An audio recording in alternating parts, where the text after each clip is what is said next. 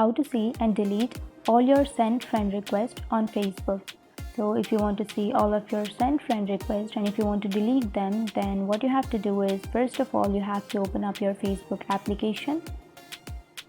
And here, after opening your Facebook, now you can go to your upper right corner, which has the 3-bar icon, and then you can go to your profile, and under your profile you will have a 3 dots icon right beside edit profile. You can simply tap on that, and then here you will have a bunch of options.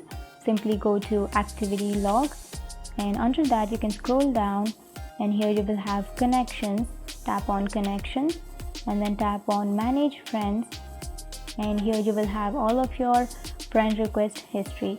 Like you can see all of your history of your friend request.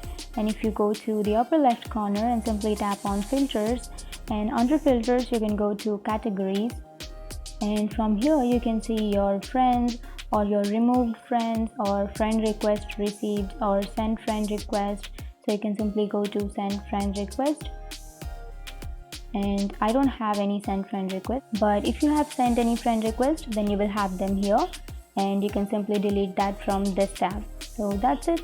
That's how you see and delete your send friend request. And if you have any questions, feel free to comment below. Thanks for watching.